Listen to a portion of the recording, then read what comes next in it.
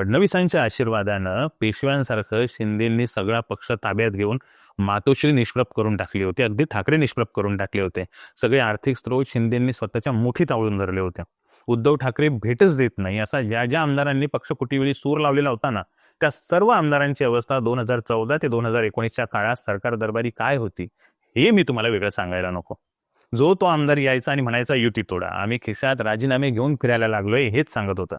19ला जर फडणवीस मुख्यमंत्री झाले असते तर 5 वर्षात पक्षाचं म्हणजे शिवसेनेचं स्वतंत्र अस्तित्व आणि ठाकरे नाव कायमचं संपून गेलं असतं. हे तुम्हा सर्वांना आता मी वेगळं सांगायची बिलकुल गरज नाही. उद्धव ठाकरे 2019ला जोडतोड करून मुख्यमंत्री झाले. ते काही त्यांना पुरोगामित्वाचा पुळका आला होता म्हणून झाले का? नाही. त्यांना महाराष्ट्र वाचवायचा होता की महाराष्ट्र धर्म वाचवायचा होता?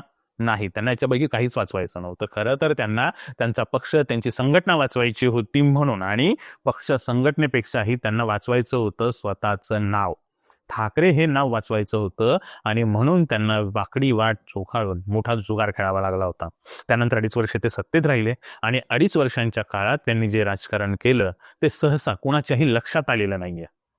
तुम्ही जर 2019 ते 2022 या कालावधीतलं शिवसेनेचं राजकारण जर निरपेक्षपणे अभ्यासलं ना, तर एक गोष्ट सहज लक्षात येण्यासारखी आहे, आणि ती म्हणजे जेव्हा 2019ला महाराष्ट्रात विधानसभा निवडणुका पार पाडल्या होत्या ना, तेव्हा त्या निवडणुकीची पूर्ण ताकद ही एकनाथ शिंदेच्या माध्यमातून भाजपाकडून आलेली होती, आणि हे उद्धव ठाकरे जाणून होते आणि त्यांना हीच गोष्ट खटकत होती.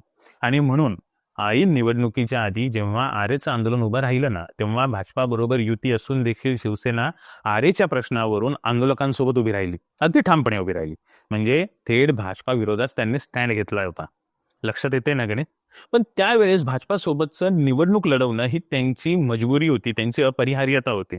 कारण जर त्यांनी ते तसं केलं नसतं तर जे 2022 साली झालं ना, ते 2019लाच झालं असतं. निवडणुका झाल्या, भाजपाला वगळून महाराष्ट्रात सत्ता स्थापना झाली 2019ला.